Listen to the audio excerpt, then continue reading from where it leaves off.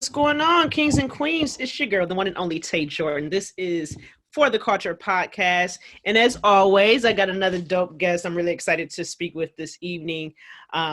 You guys know the podcast is a reflection of me, my interests, and everything that I'm really excited to talk about. This is another episode about real estate, specifically the Naca program. I know a lot of us are not too familiar with it, but it is a great program that I think, people that's interested in becoming first-time home buyers should really, look into. So I first found out about this brother on they changed the name. It was Tide Capital. The Oak and Scott show. Yeah. Thank you. Oaksby and Scott show. Yeah, man. Shout out to Rashana and Todd, or Charles, I should say. But so this is none other than Andre Haynes. Andre is from Chi-Town. Chi-Town represented. Cool. He is a multifaceted entrepreneur from the south side of the Chi. He's accumulated over $1.4 million worth of real estate assets through the Naca program. He's committed to a mission of helping others attain financial freedom through multi-unit real estate by utilizing the Naca program. Andre, welcome to the show, brother. Thank you for having me on. I appreciate you. No doubt. So I usually, the first thing I ask my guests, for those that's, not familiar with you, I know you got quite the platform on Instagram, but for those that's not familiar with you, if you could just give us a background, let us into your world, where you're from. Well, we know you're from Chicago, but let us into your background. As I said, I'm from the south side of Chicago. Ended up being adopted into my own family by my aunt. Was raised in the western suburbs, Maywood, Broadview area. Went to Proviso East High School. From Proviso East, I had a huge network of really cool friends. Ended up becoming tight with some guys who ended up going to the NBA, which put me in tune with a lot of good people and a lot of I ain't gonna let that just go. Who are you cool with in the league? I'm an NBA agent. Right now, my guys aren't playing ball anymore. But at the time when we were younger, D Brown and Shannon Brown were two of my closest friends, and I went to high school. D Brown that was in the backcourt with Darren Williams. Yes, That's what's up. And Shannon Brown, let me tell you a funny story about that. So LeBron James, obviously from Northeast Ohio. So I went to the McDonald's All-American game, and Shannon Brown was playing as well, and he was in a slam dunk contest. Yeah. And I don't know if we hit LeBron with the hometown. Y'all did. You know why that went. Because Shannon definitely should have won that slam dunk contest. 360 from the free throw line. Like, that was the first time anybody had ever done that. Yeah, especially high school. So you know what that made me do? I started following him at Michigan State, and I had been following him. And he got drafted to Cleveland, but Mike Brown ain't playing, man. Yeah, he ended up doing well in Phil Jackson's system, where he was a major contributor to the Lakers' back-to-back championships they won, and he had a really good run. He did. I wanted, we played Boobie Gibson, but we didn't give Danny Green or Mike or Shannon Brown no tick. But I wanted Shannon because the athleticism, like Shannon definitely could have helped Brown back then. But that's great. He went on and have a great career. So shout out to Shannon Brown. For sure. My bad. I mean to interrupt you, but yeah, go ahead. No, you good. And then, like I say, those relationships put me in tune with some really cool people who just saw potential in me, invested in me, time, money, just a little bit of everything, and made sure that I got on the right path and I was straight. I was rapping for a little while. Ended up realizing that rapping wasn't really paying the dividends that I would like for it to pay, and I spent a lot of time doing it. So I had to really pivot. I don't like to say quit. I just had to pivot. You know what I mean, and do something different. And take a different route to try to get to the bag. You know what I mean? I honestly feel like, the things that you go through are just kind of necessary to build you up and get you to where you need to be, essentially. You know what I mean? To help somebody else. That's a fact. Shout out to pivoting. That's real. Sometimes that's definitely necessary. So rapping from the Chi, y'all got some spitters. That's what's up. What made you start rapping though? You said what made me start or stop? Stop. I had just got to the point where I was doing it for 10 years, and I had been doing it seriously. I had songs on the radio. Like I said, I had a really big network, so it wasn't nothing for me to get in rooms with people and just, all of these different things. But it was just just things just wouldn't work out. Like, you know what I mean? I've sat down with record label executives, you know what I'm saying? All of these different things. Had concerts with, you know, just like some of your favorites. I met Jay-Z and Beyonce, just, you know what I mean? Just like, oh, that's super dope. Yeah. I met them at the Final Four when D-Nim was playing North Carolina in the championship game. Their seats was like right next to mine. It was crazy. But yeah, just like all of these different things, and it just never panned out. And after a while, you just realize, like, yo, I'm at a certain age, I'm at a certain point in my life, I want certain things for my life, and it's not looking like this particular path is going to get me, you know what I mean, to the place where I'm trying to go and where I'm trying to get to.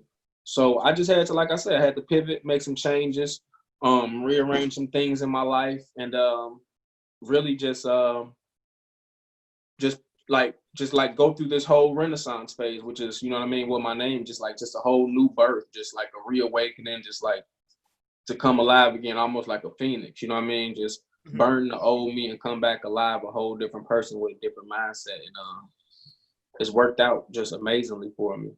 That's awesome. So I know that you are so into how did that pivot into real estate occur though? Like, what made you realize, like, okay, you know, I don't want to do this rapping thing anymore, I gotta pivot? Why pivot into real estate though?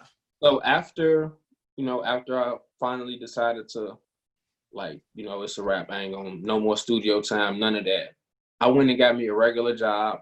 It was just like a trash ass job too. It was like a telemarketing company where I'm sitting in the cubicle calling people, trying to put them in like the weakest colleges that we can possibly offer anybody. You know what I'm saying? What you was doing? DeVry? Yeah, DeVry University, AIU, like, you know what I mean? Just like STEM colleges. Yeah, but the crazy thing is the job paid me really well. I excelled at the job. I'm a people person, so it was easy for me to talk to people on the phone. It was easy for me to convert people.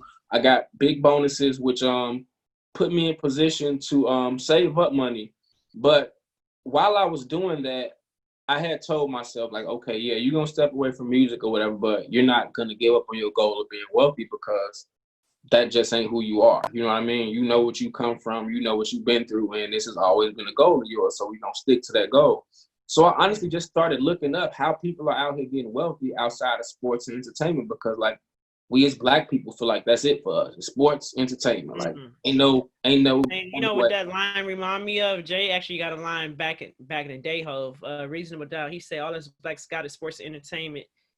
Even can't, as long as I'm breathing, can't knock the way eating. Yo, yeah. That's real though. Like, I think a lot of times for us to, you know, get to the next level, if, you know, we either think we gotta, what Big say, either you sling crack rock, or you got a wicked jump shot. Like, that's the mindset. Like, that's what we think, because that's what we see. That's what we're exposed to. We're not exposed to the stock market. We're not exposed to real estate investors, real estate developers. We're not exposed to ownership. Like, you know what I mean? Of course, it's great to be LeBron James, but wouldn't you rather be the person that's giving LeBron James his check? Absolutely, because we don't know how much he's making. For him to be able to pay LeBron James $250 million, shit, how much you think he got? Like, you know what I mean? I want to be dude.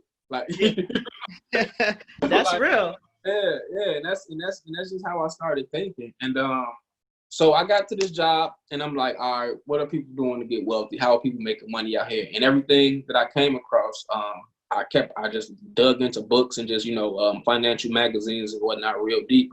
Everything I came across was real estate and the stock market. Real estate and the stock market. Repeated over and over and over. Everybody getting wealthy through real estate and the stock market.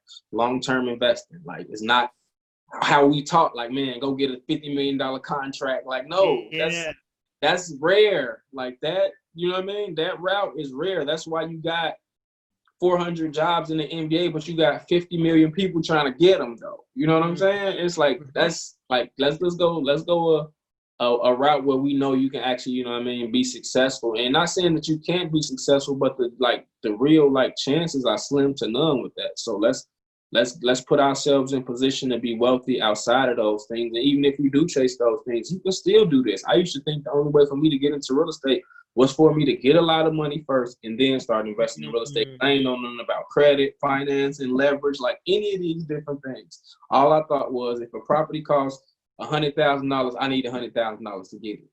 Not the man, case.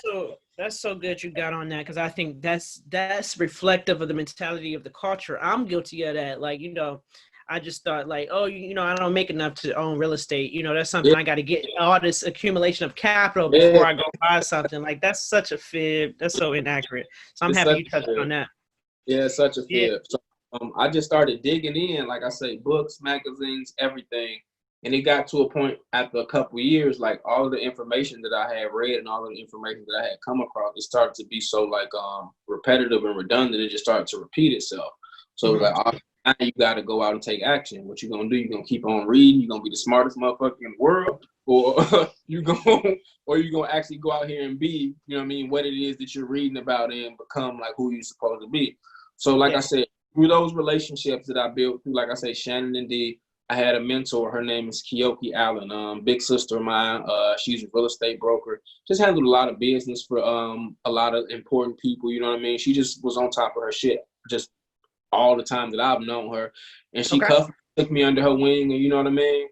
And she was always 100 with me. And she gave me a job at her real estate office like immediately after I started rapping. That was before I got this job that I was just telling you about.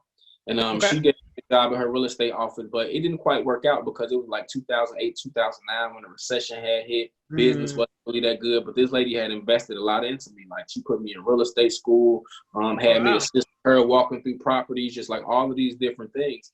Because she believed in me. She saw me when I was younger. She saw me around Shannon. She just, like saw the potential that I had and just really like poured into me. And one day she pulled me into her office like, hey, Dre, you know what I mean? I'm gonna have to shut the office down. Things ain't going, quite how they need to be going. But I'm gonna say this to you. You are smarter than what you think you are. You're better than what you think you are. And you have a lot more potential than what you think you have. And you got to get out here and figure this shit out. You know what I mean? And she gave me my last check and she kind of left me with that. And like I said, that's when I went and got that job. So after a couple of years of me working, reading these different magazines and books and, all of this different stuff that I had come across, I called her. I'm like, hey, I'm ready to buy a house. I got like, 10 grand saved up. I got my job, my work history, all of the stuff that I need to be eligible to qualify for a house. She was like, I mean, that's cool, but you need to look into you an investment property. And that was like a light bulb had went off because I had just read Rich Dad, Poor Dad, which told me the exact same thing. You know what I mean? It had broke down how to do it, the purpose behind it, the mindset behind it, why this is how you need to be thinking and everything. So for me to read that book and then for somebody that I trust and love to come right behind that and be like, yo, this is what you need to be doing. It was like, man, that ain't God. I don't know what is. You know what I'm saying? Real. So when you first hit her up, you was calling her you wanted to buy a primary residence. I was going to buy a house. Yeah. Yeah, I was going to buy a home with a backyard, a 3-bedroom. Oh, okay. Standard American dream type shit, Right. He just really had schooled me like, boy, hell no. That's real though, but you know what? Most people do it. Yeah, so that was real cool of her. And she was like, so this is what you do. Go look into a multi-unit. And there's this program called Naca. You know what I mean? But she was a real estate broker agent. So she know about all of this different stuff. And she just really big on helping people. So whatever programs they have out there that are to assist, minorities or low income, she be on them. And she was just like, look, I got this program for you. A lot of people don't know about it, but they the best out. So here, take this information out and go check out their website and sign up for one of their seminars they have at the churches. So I did everything she said because like I say, I trust and I love this lady to death. She told me, Dre, go jump off the bridge at 4:00. You know what I mean? There's going to be some money right there. You know what I'm saying? You just got to be there to catch it. And how your parachute going to do it. That's how much I trust her. You know what I'm saying? That's trust for real. Yeah. And I did it. And it was probably the best decision I ever made. Because after that, I met with my mortgage counselor and he schooled me to the game and was just kind of like, yeah, man, we the best out. And with what you're trying to do, like, we're perfect for it. You got everything that you need pretty much. You got a couple of things that you got to take care of as far as like your car note, little stuff like that. Go pay that off and then come back. So I went and cleared all my bills and different stuff out. And I got my approval letter to start searching for my property with Naca. And Naca is the Neighborhood Assistance Corporations of America. They have the lowest interest rates. no money down. They take care of your attorney and your agent costs, your closing costs. The only thing that you have to pay for out of pocket is property inspections. They So take with care. NACA, there is no, like, because I know with the FHA, it's 3.5% down. So with NACA, there's no percent, like zero, like donut zero. Zero. So what you got to do to be eligible? The same thing you got to do for every other program. Okay. But the thing is, they have a benefit whereas your credit score don't matter as long as you can show that your debt is paid off. So this is how it worked for me.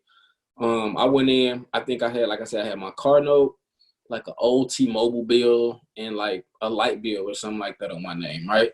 And he was like, "You got the money to pay for this now?" I was like, "Yeah." He's like, "Man, just pay for this. Like, what you waiting on letters and all that stuff to come for? Like, just call them." Right. Pay it off, have them send you a letter, and bring it back to me that it's paid, and I'll get it to our underwriters, and our underwriters are going to put this through because they're not going to wait for a letter to come back, then for it to show up on your credit, then for your credit score to change. They just like, no, we're going to take this as is. This is your approval letter that say your debt has been paid with this company or whatever, and they're going to push it forward. Not even concerned about your credit score, just more so concerned that you don't have any current debt hanging over your head. You know what I mean? What about like student loans and stuff? Student loans, it won't stop you from getting the loan, but it will go against your debt to income ratio though, depending on how much you're paying every month. So they don't hold it against you. They just be like, yo, this is just something that you can't afford towards a house. You know what I mean? Okay.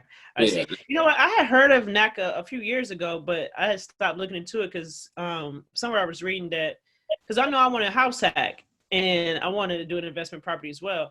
And it was saying like it can't be an investment property. And then I was like, well, I may want to move out one day, like, and it just so stiff. So I just was like, I'm gonna have to do FHA. I mean, most mortgages and just lenders are sticklers when it comes to like different rules and stuff that you're supposed to like follow and live by. But at the end of the day, like I always tell people, man, they don't got like no security team riding around looking to see if anybody these okay, good, because I was like real like, oh shit, I ain't trying to get it. It ain't like that at all. Like I've moved out, put a friend of mine in my old apartment already. Like it's just like people be looking too deep into this stuff and just like, and of course NACA is gonna try and enforce the rules because that's what they're supposed to do. But once you close, like you're not even dealing with NACA anymore. It's you and your lender. Like you're dealing with the bank. And the bank, the last thing that they want to do is come back and trying to take some old $250,000, $300 property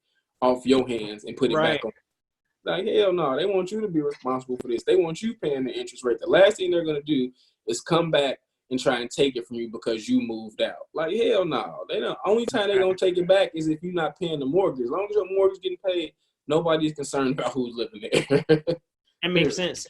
So before we get into your involvement in NACA program in terms of how that deal looked, I wanted to talk a little bit more about the eligibility. So I know you said it's standard for every other program, but for NACA, like for the I guess what's really attractive to it is compared to FHA is the 0% down. Like that's huge. So my question to you is in terms FHA, a certain credit score too. Oh that's a big deal. That's a big difference. So my question to you is, like, for instance, the obviously it's the same with any lender or FHA, any program.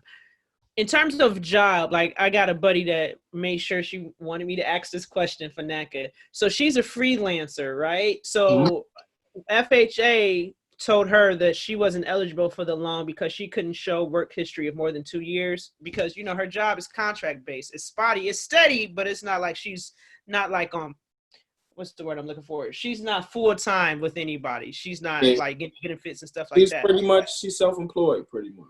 Right. So for NACA, let me ask this: does she operate under LLC or anything like that? No, she W-2. She's not 1099 or anything like that. It is in her name, but it's just like she's not a full-time employee.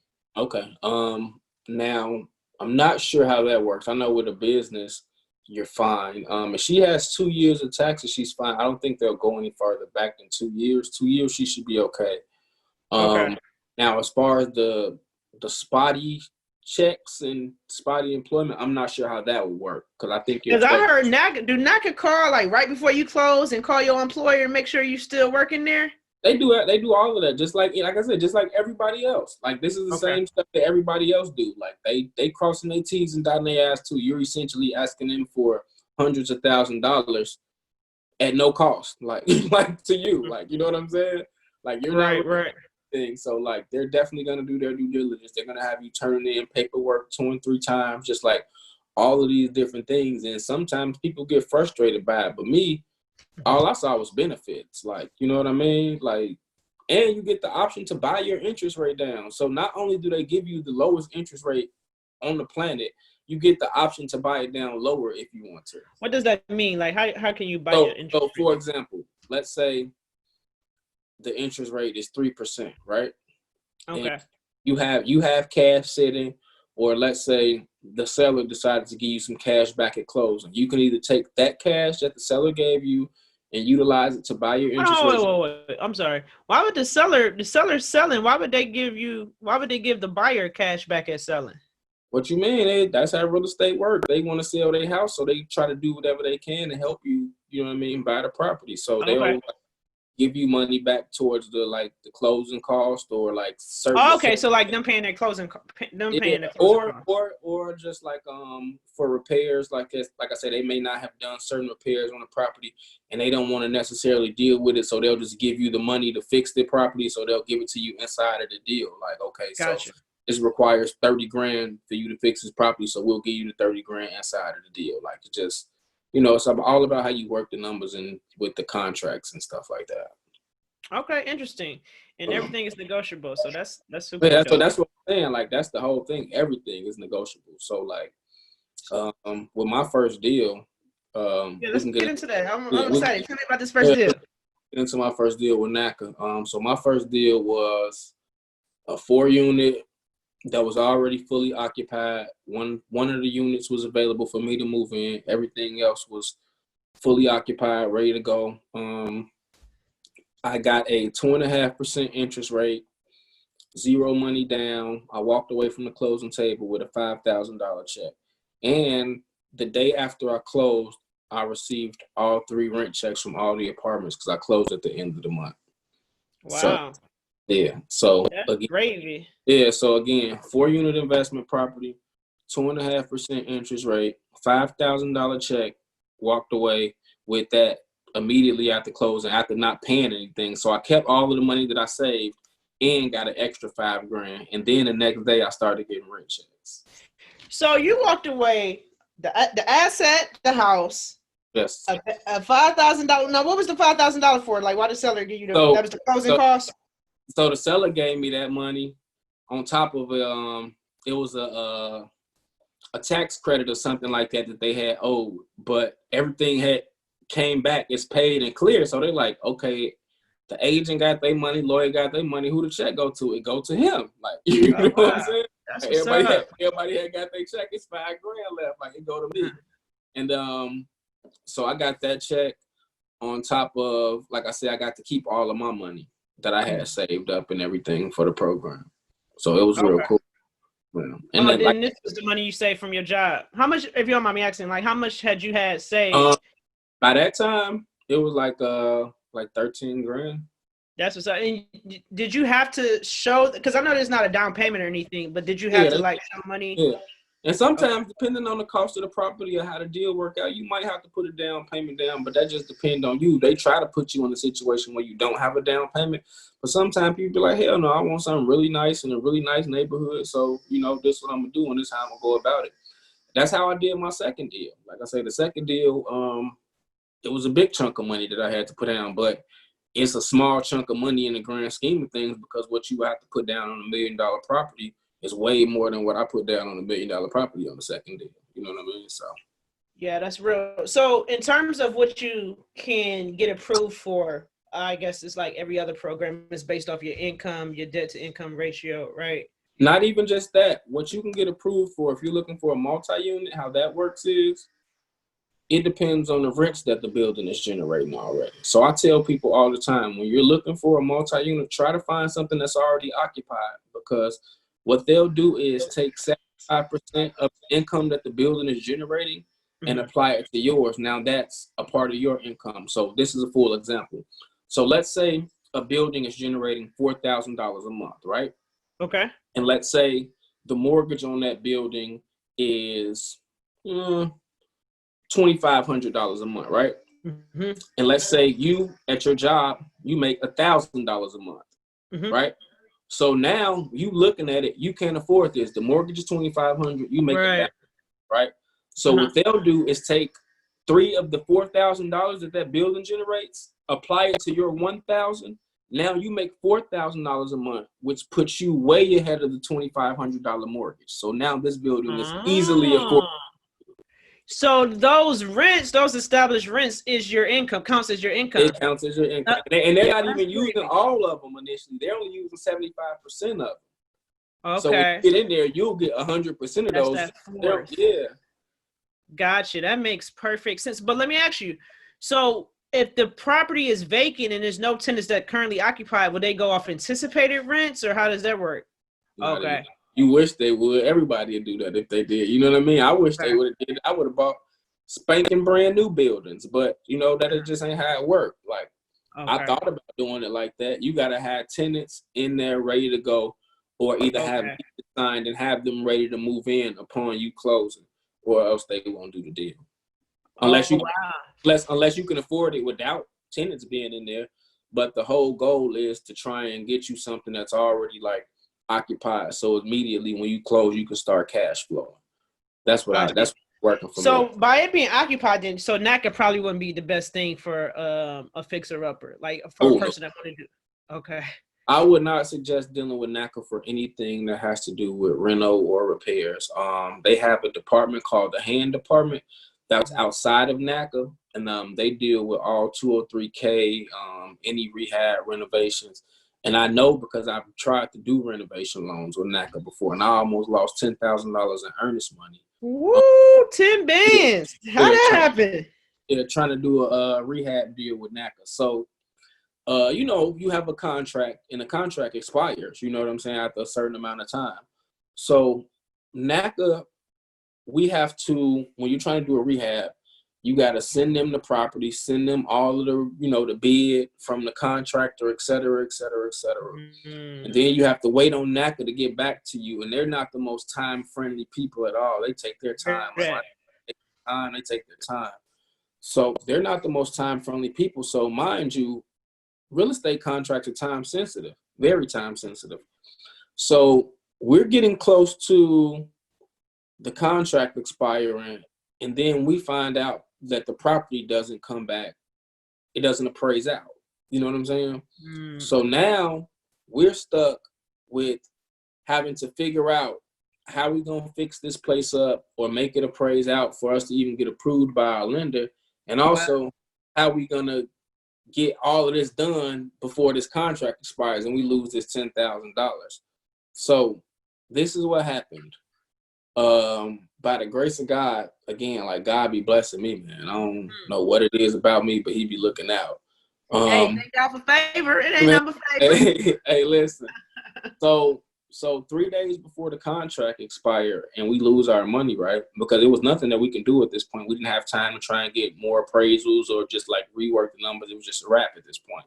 We were just preparing to chalk up 10 grand.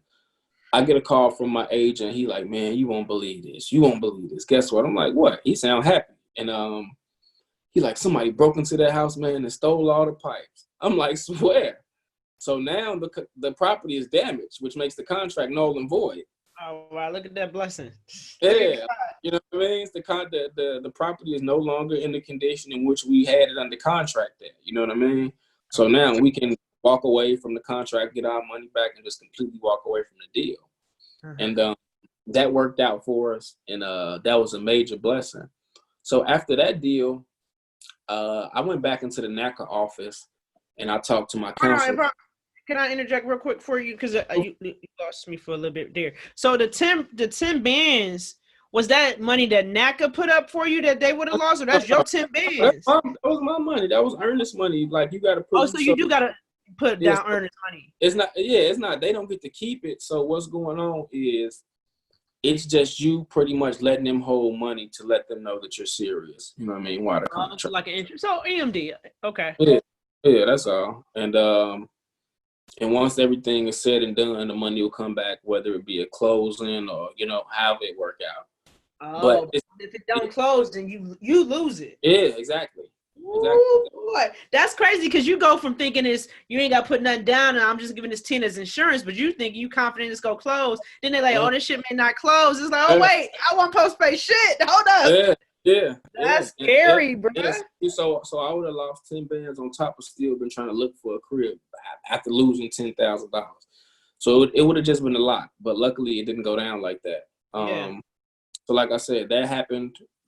That contract was null and void. We walked away from those people. I went back into the Naca office, and we were like, "Yo,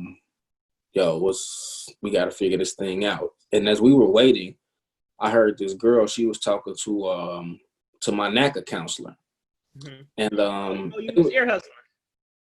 I mean, not even. She was just talking loud. They was just talking loud. Nah, bro, you eavesdropping. So I hear her talking about how she looking for a property that was like $650,000 or something like that, and I had been told that, you know, the limit with NACA was like $434,000 or something like that. So I was looking for properties in the $434,000 price range. Right. So when she leave out, I immediately walk in like, Jamil, what's up? Why? I hear her talking about she can get a property for $650,000, and I've been hearing that all we can do is $434,000. He was like, yeah, if the numbers work out and everything go like how it's supposed to go, then you can go up to like $949,000 for a 4-unit. I'm like, swear. Yo, that's just crazy. But what if you didn't hear old girl talking? You know, that's the whole that's thing. What I say, man. Things happen. Things happen for a reason, and they work out in your favor for a reason. Like, you know, like I don't feel like there's a such thing as coincidence. Like everything that's going on in your life at the present time is supposed to be happening. You just got to really be paying attention to the signs and trying to get the lesson for the moment, you know? And at that time, he told me the rules. You can go up to $949,000, et cetera, et cetera. So in Chicago, I'm like, okay, I know what neighborhoods those are. Let me start looking. You know what I'm saying? Like, that's Logan Square, you know what I mean? Bucktown, Lincoln Park. Ooh, the north start changing. Yeah, the north side. You know what I'm saying? So I'm like, okay, let me go up north then. And we started looking. And a couple of deals we put offers on, we got beat out. They accepted other offers outside of ours. And then this is where things started getting funny again. So this one property was a 3-unit. Like I said, 2 of the units was occupied. The unit that we would have lived in, phenomenal. The whole building was brand new, laid out. It appraised out for like $50,000 more than what they were asking for. So everything about this spot was great. 2-year leases on, all the tenants. So we would have been walking into 2-year leases, not have to worry about nobody moving for a while. And the rents were already maxed out for the area, so we wouldn't have to go up. Perfect. Yeah, so we put an offer in on it. They told us no, right?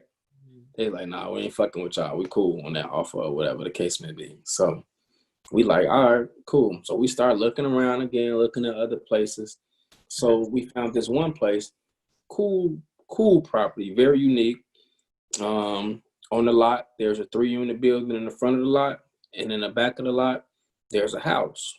Big old, nice, beautiful house with a rooftop deck where you can see the city. All of this. They call it a coach house. So it's a 3-unit building on the lot, and there's a house on the lot as well. And this property is actually a little bit closer to downtown, a little bit nicer of a neighborhood. So this particular property, we met with the owner and not the agent, because the agent couldn't show up for this particular meeting. So this worked in our favor.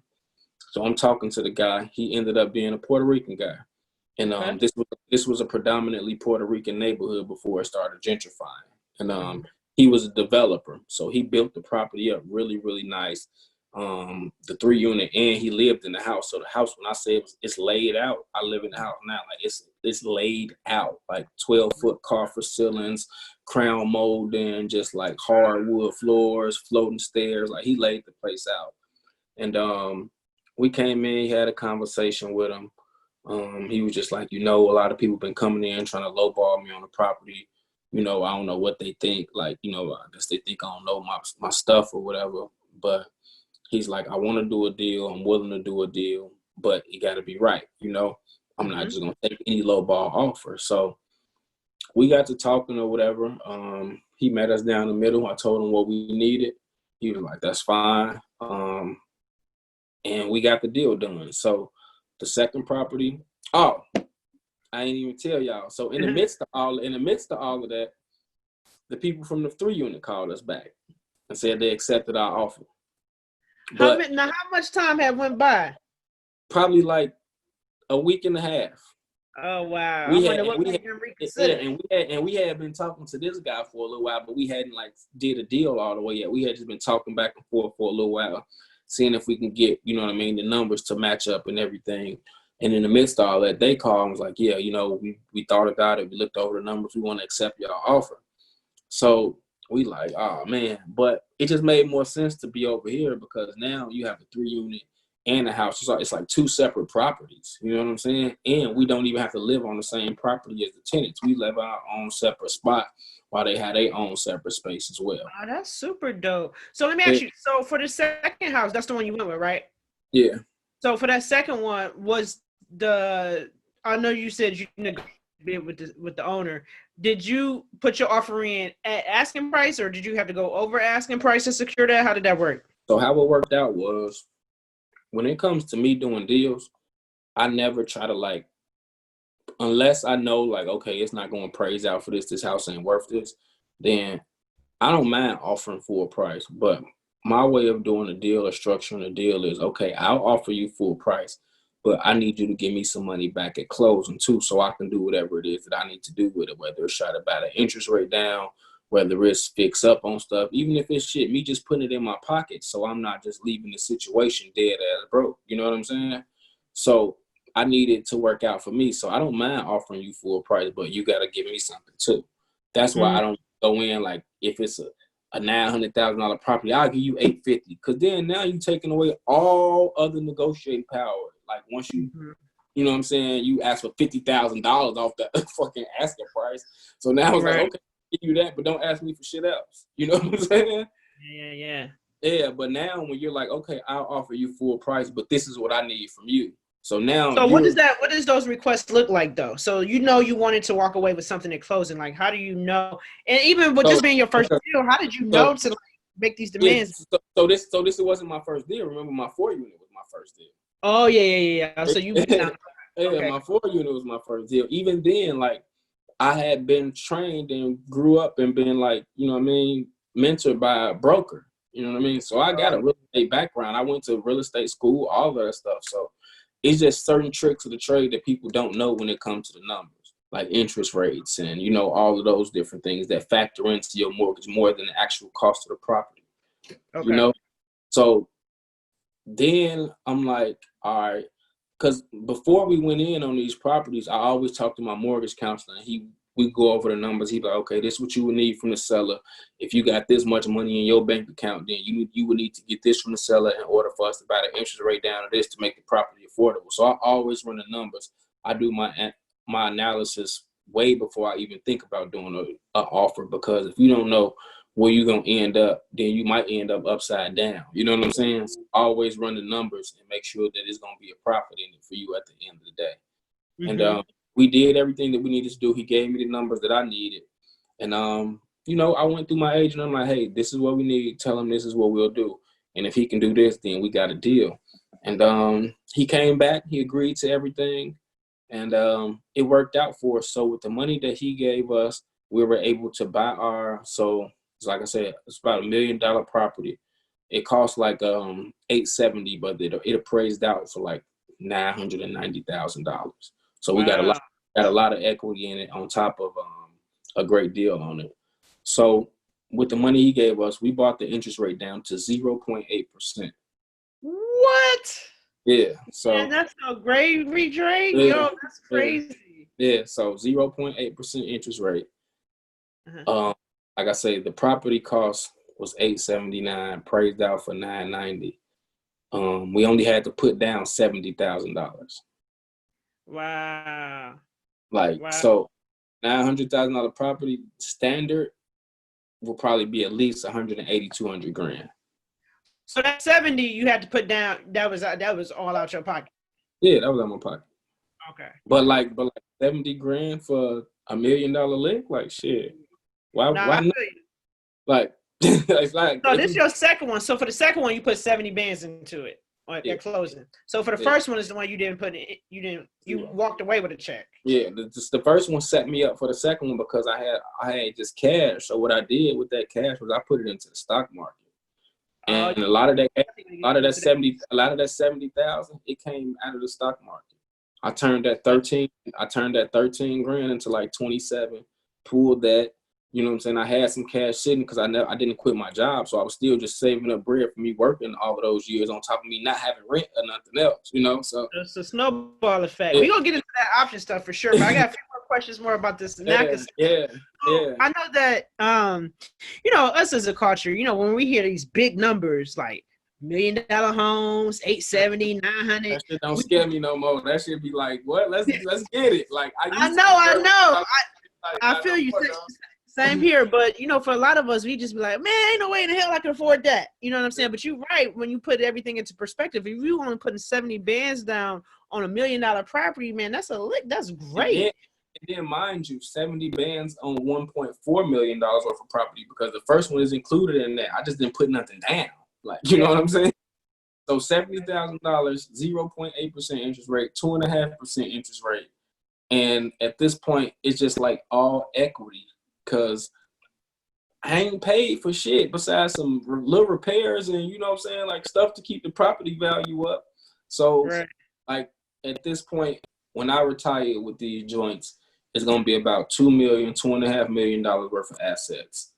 Like, I would have been recouped my 70,000 times 5 at that point in the next 20, 30 years. You know what I'm saying? So I'll be in profited money. You know what I'm saying? Yeah, this is the same. You ain't refinanced nothing or anything. I would never do that. My interest rates are too low. Why the fuck would I refinance? Oh, yeah, I'm tripping. That's true. You can't refinance on 0%. Like, why would I do that? Trying to get it. Who refinancing out of 0.8? That's true. And that's why Naca seems so attractive. Like, that's just something you don't hear. 0. You said, what is it, 0.8? Yeah. So I want to ask you, though, going back to Naca, like when I looked into it, it just seemed like it was a lot of negative talk about it. Like, for instance, even talking to realtors, it just seemed like a lot of realtors, you say Naca program, the financing you using, and they like, oh, no, I'm good. It takes too long. You know, like that's why you heard what you just said. It takes too long. People don't want to put in the work. Like, people like, so for me, that's a no-brainer. I'll wait however long it takes for me to get a 0 point interest rate. That's like, real. A 0.8, like, how long you say I need to wait? All right, cool. Because I'd rather have that than that 4.2 that y'all offering, that y'all talking about is a good interest rate. Because over time, that 4.2, you're going to end up paying way more interest for the property than you actually paying for the value of the property. And that 0.8 is fixed, right? Yeah, not moving. That ain't going nowhere. Man, that's so love. Over the course of 30 years, and mind you, in this area, these rents are high as hell. For a 1-bedroom, it's like $1,600 to $1,700. So it's profits every month. That's real. Yeah, you're right. Yeah. It's worth waiting for. You know what I'm saying? Like, that's the issue. We don't be wanting. When I hear people like with that instant gratification shit, they taking too long. They ain't doing this for me, or they ain't doing that for me. First off, you're responsible for you, so they're not supposed to be doing anything for you. Like, they're there to help you and get you into your home or whatever, but they're not there to babysit you or any of that. So you're going to have to call them. You're going to have to follow up. You're going to have to email. You're going to have to do these things constantly. One, because this is just how it goes. And two, they have 50 million people trying to do the same thing as your ass. So what makes you're going to be some type of priority over anybody else that's been in line way before you. So you got to grind, you got to hump, you got to push, and you got to get on these people's ass just like everybody else do in order to get your deal done. Neither of my deals were easy. Neither of them. But I just know how to deal with people in the Naca office. You got to stay on their ass. You got to keep calling. You got to keep emailing. Do what you need to do to get your deal done. They don't take it personally. They know how this goes. This is life-changing shit for people. Mm-hmm. Why would they take it personally. They know what you're trying to get done. They know there's a sense of urgency when it comes to people trying to change and break generational curses over their lives. Like, they understand that. It definitely seems life changing. So how does that process look like? So I know that you guys, Naca has this general intake, right? And then you do another intake you get assigned a counselor, right? Yeah. So after that, at what point when they tell you disapproved or approved, at what point do you start counseling? So once you sit down with your counselor, that's when y'all really like dig in and get to the meat of everything. And they, go through your bank accounts, check your work history, tax records. That's that you give them all your documents that they need to, put in the system, upload to the underwriters and everything. And then once they get all your documents, they're gonna tell you, okay, moving forward, this is what you need now. And you have to be consistent and on top of that stuff, make sure your files are updated, make sure you're emailing them every time you get paid, your check stubs, like all of these different things. And then once you're good to go, they make sure you ain't got no debt in your name. They make sure your job history and all of that stuff is legit. You're going to get an approval letter. Once you get an approval letter, they'll either assign you an agent if you can't find one, or you go out and find your own agent or your attorney, and you start looking. Like I said, it's the same process as everybody else. I don't know why people try to make it seem like it's so hard and so like just difficult. But at the end of the day, those other lenders are a lot easier because they giving you a 4% interest rate. So yeah, come on, let's go ahead and get this deal done quick before you change your mind out Naca. You know what I'm saying? Right. Lock in before you go find out about somebody else. So that's dope. So they already got people in house they assign you to in terms of realtor and lawyer. Did you do your own realtor or you use Absolutely, because I feel like those guys are just too overwhelmed with people. They're like public defenders. You know what I'm saying? It's just like they got too much going on. I don't necessarily feel like they're gonna have your absolute best interest in mind. I think they're just trying to get a deal done so they can get a check and move you through the program. Not saying anything bad about it because they're there to help at the end of the day, because you don't have anybody on, nobody, so they still gonna be there to assist you along the way. But with anything or with anybody, I just always try to encourage people to be knowledgeable and have your own team, have your own, just like allies on your side, so whereas you don't have to necessarily trust and believe what nobody else saying. And if you do, just make sure that they're trustworthy and you really rock with them like that. My main thing for people is, man, just be knowledgeable yourself. Even if you got an agent, even if you got whatever it is, just like still know stuff yourself. You know what I mean? That's what's super duper important. You got to be able to like identify certain things, understand certain lingo, like see what a good deal or a bad deal is on your own without you necessarily having to look to your agent or your attorney like, yeah, you think I should do this? Like, because they'll tell you anything just to get a check. Like, you know what I mean? That's true. And Chicago is a real competitive market. Did you? Yeah, right. Did you have to? First of all, was your property, both your properties, were they off the MLS or were they off market, or how did that work? And did you have they were both on the MLS. I found both of my properties. I sent them to my agent. So, like I say, at this point, I was so knowledgeable and understood everything. All I really needed my agent to do was write up the paperwork. I found my own properties, like all of that stuff. Like, here, write this up, set up the you know what I mean, the viewing or whatever to go see it. Being that your market is so competitive, was it like multiple offers, and he selected yours, or? For the second deal, no. For the first one, yes. So the first deal, it was crazy because I had put in an offer. They accepted it, and I was geeked. Like, I was happy. Like, yeah, this was sweet. Like, I had went to like a Rich Dad Poor Dad seminar that day. Like, I was just feeling good about myself. Like, man, I got my first contract on my first piece of real estate. I'm finna go learn some more about real estate from like the top real estate guru in the world. Like, I was just on 10, right? So I'm sitting there waiting on this Rich Dad Poor Dad seminar to start, and my agent called me like a bunch of times, and I wasn't answering because I was in a seminar or whatever. Yeah. And I'm like, let me go see what's going on, because he ain't calling me like this for nothing. And I checked my voicemail. He like, man, you need to give me a call back ASAP. It's like very important. So I called him back. He like, I got some bad news. I'm like, what you mean you got some bad news? I'm feeling good. Like, I'm on a high. Like, what's up? He's like, so remember I told you they accepted the offer that we put in early? I'm like, yeah. He was like, well, the wife was there, but the husband wasn't home to sign the contract. So as the husband was at work and he was coming home to sign the contract, another offer came in. Seriously. Yeah, another offer came in, and the offer was cash. My offer wasn't cash. Yeah. An offer, Wow. and That's a big difference, but you would think it's one person signed. Typically that's how I always lost out on cash offers. When somebody offering cash, that'd be like a no-brainer to a seller. Like, I can get my money in a week. I ain't got to wait 30, 45 days, go through all of these different inspections. Somebody just want to buy the property and give me my cash right now. Even if it's a little bit less than what, you know what I mean, somebody who has a lender is offering, they're still like, I'll take the cash offer because it's no headache and it don't come with like no contingencies. It's just cash as is most times, you know? Yeah. And go ahead. So he told me that. I was sick. Yeah. And I'm like, so what do we do? He's like, so they didn't say that they accepted that offer, but they did say they're going to consider both of us. So we have to put in our best offer by tomorrow at 9:00. Mm-hmm. So I had to go up on my offer an extra $20,000. Woo. Yeah. And at that point, I still didn't know if I was going to get the property. Really? So it worked. Yeah. So it worked out. I ended up getting it, because those people who offer cash, they came back with the same offer cash. Like, we offering you cash. What more do you want?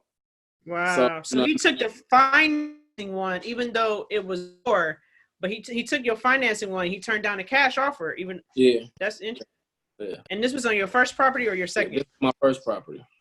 Okay. That's super dope. Hey, they say what God has for you, no man can stop, right? Yeah. Yeah. It's crazy. And every time, like, because through Naca, you need one of the apartments or whatever to be vacant, so you can move in there, or you're gonna have to put somebody out. Every single time, it was already one available. Everything else was filled up, and the one that I wanted to move in, it was available every single time. I never had to put nobody out. I had just none of that. It just worked out in my favor both times, and it's crazy, like super crazy. Yeah, that's good. Okay, cool. So I wanted to get off into the well, one more thing about the Naca program. So being that that was one of your challenges in terms of the, you know, some people offer cash, whereas, you know, you're dealing with financing. Have you ever had a challenge to where you're dealing with some owners when you tell them your financing is Naca and they like, oh no, we good, deny? Nah. Okay. Because people don't know who Naca is. Okay. That's good, because I'm hearing something about like no sellers really don't be wanting to deal with Naca because of the length of time it is. People don't even know who Naca is, honestly. Sometimes it can be a little bit of a headache, but once like I put like my counselor from Naca on the phone with like the agents, I'm like, oh, okay, they cool. Like, you know what I mean? Like, it's never really a big deal. People just be trying to get deals done, honestly. Like, they don't know where it's coming from. They just be trying to get a deal done. Gotcha. Okay, cool. Yeah. All right, so I want to pivot. I want to transition into this option, the stock option buying and stuff that you into. Well, one last question about Naca. How about start to finish? How long did it take you on your first property?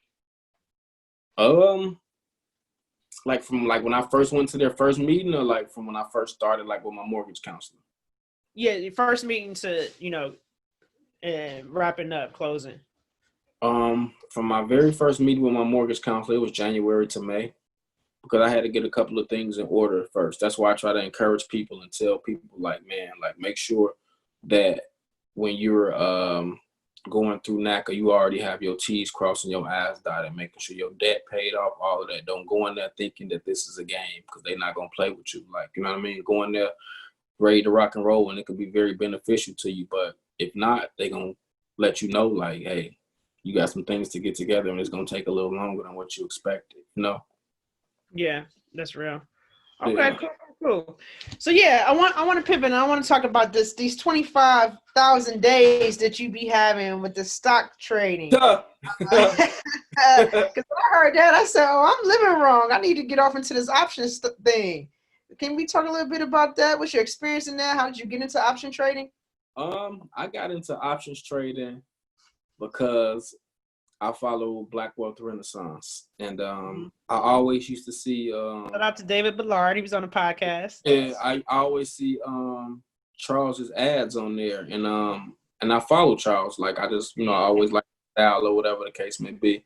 And I follow him. I always see him post up, he just got a lot of followers who post their wins, you know what I mean? And post how they be doing so good in options.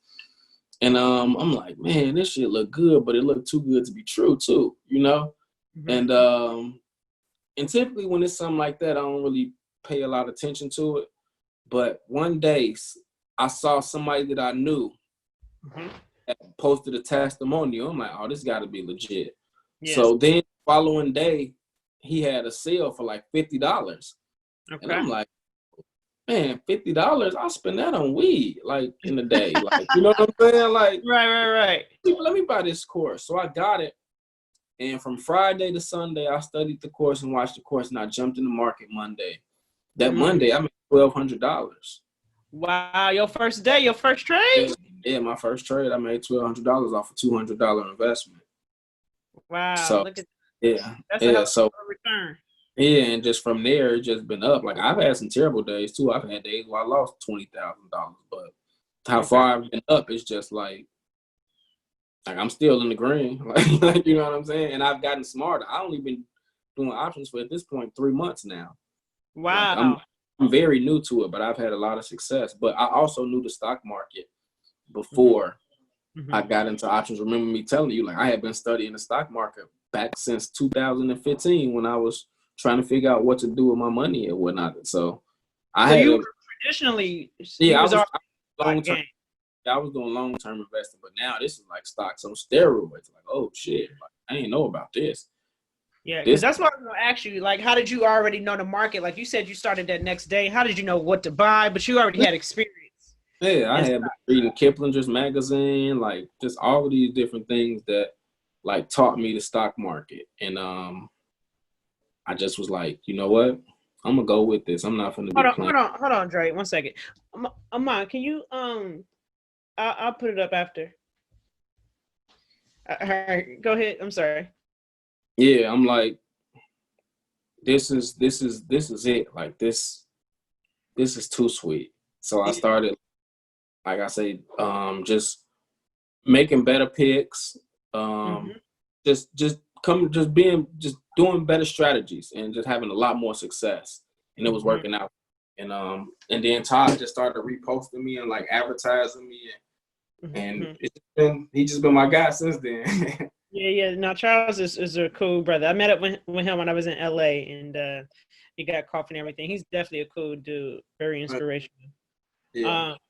Okay, cool. So you only 90 days in, and you've been doing it. So tell me what's been your biggest win and what's been your biggest loss and what you learned from both. The $25,000 in 10 minutes was my biggest win, and then I say I had days where I lost like $10,000, $13,000. But the thing is, I don't call it losing because I didn't sell. You know what I'm saying? But I've had days where I've been down that much. Like I didn't lose that much because, like I said, I didn't sell and my contracts didn't expire. But I've had days where I've been down, like I say, shit, $16,000, $17,000. Shit, over the past couple of days when everything was red, I was just down a whole bunch of money. So yeah. But I buy longer contracts at this point, so I don't really concern myself with that because I know it's gonna go back up.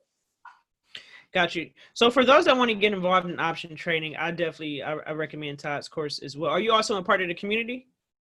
I didn't join the community because I want to stick with what I know and I want to study the companies that I know. In the community, I know they call out a lot of plays and do a lot of group stuff. Not that I think anything is wrong with it, because if you're a beginner and you don't know how to do anything or how to research anything, that's a great place to start and learn from. But for me, I felt like it would have been a little bit of a distraction from what my strategy is. You know what I'm saying? I don't necessarily listen to other people a lot unless it's like I say, somebody like Charles, somebody like Ian, the master investor, somebody like Mark Monroe. You know what I mean? The guys from Earn Your Leisure. People like that. Outside of that, I just try to do my own research and study as best as I can. What's some resources that you would recommend for someone wanting to get involved in option trading? I do a lot of research on Yahoo Finance. I do a lot of research inside of Robinhood. Like I say, I deal with 3 companies personally. I don't really jump around and try to, find out who hot and who not. I deal with Amazon, deal with Apple, I deal with Tesla. And outside of that, I deal with like ain't cheap. Woo. I mean, I ain't really the cheap type. You know what I'm saying? Like, you say you gotta play big. To win big, you gotta play big. Like how you think I'm winning 20? How you think I'm hitting for 25K? It ain't because I'm, you know what I mean. But you can hit for that much money on a smaller contract too. So can I ask you if it ain't too much TMI or getting your business for you to have a 25 win like that win that you did have? How much did you have to invest on that contract? I think I had like $3,000 in on that contract, but that's when that's when Amazon and Tesla contracts were cheaper, like super duper cheap. Like now they through the roof, but then they weren't much. And I had bought those contracts on red days, so like both of them were down like $100 or something like that when I bought them. So I bought them for cheap, and then like the next day they just like took off like crazy, and I had bought in the money. So when you buy in the money and then they go way past in the money, that just like put you at next level profits. So I'm just like, that was crazy. And like I said, that gotta be a great feeling. Yeah, I mean, but you lose money the same way just as fast. So. That gotta be a terrible feeling. It comes with the territory. That's interesting because when I was in undergrad, and that's when Apple and mainly Apple was cheap in the market, and I don't know where my head was at. I was putting sounds in my car, just being ignorant, spending my money, like my refund money, just recklessly. And 10 years later, I'm looking back at it like, man, if I only put like 2,000 in the market then, you know how much that would be worth today? Yeah. And I look at like, I know you're a part of, I'm on, they call it Black Wealth Twitter, and I'm happy I tapped into that. And I just look at some of the people that's on there, these 19-year-olds, 20-year-olds, 21-year-olds. I know that the internet is different. Back when I was in undergrad, social media was really for, post a status, post a picture. Yeah. Now it's so much information and free game that's being passed along. I look at these 19, 20, 21-year-olds, I'm like, man, what was I thinking back then? But that's it just like, it makes you want to be more responsible with your money now. Like, damn. So if I could have did that 10 years ago, imagine if I go ahead and put me some money up now in another 10 years, what it'll do. Let me not get the opportunity again, That's true. Because you don't get no younger. So you're the youngest you'll be today. Yeah, facts. Right. Facts. That's cool, man. So what's next for you on the options and on the real estate side? What's your vision? What's your goals? At this point, like I say, just fixing up on my properties, adding value to them, making sure they maintain their value. Options, I'm really pulling back a lot of my options profits and scaling back on just like the contracts and really just doing more so long-term investing. So a lot of the profits that I've made in options, I've taken them and bought like long-term Apple and Tesla shares. And as far as real estate, I'm gonna keep on investing. I got another 2 years before I can buy another property as far as through finance, and I may be able to use cash. I just found a really dope area across the water, across Lake Michigan here over in Michigan that are they selling some nice little Airbnb properties for a little bit of nothing. Oh yeah, I seen that you just posted that on Instagram. Those look really. Yeah, I might look into that. Just at this point, I'm not sure. Just like I got hella options and just really just kind of looking into them and weighing them and gonna make a decision probably at the top of the year on what's next as far as real estate. Gotcha. I'm gonna have to holler at you too off this interview too, because you got me. I was gonna do FHA, but now you really got me thinking doing Naca, and I was actually thinking about doing Naca. And if you do Naca, your FHA is still available to you. Yeah. So what makes you? So why do you got 2 years? You got to wait till you do your next one. Because I've been filing zero as far as income through my businesses, and I need to show income for at least 2 years on. I see.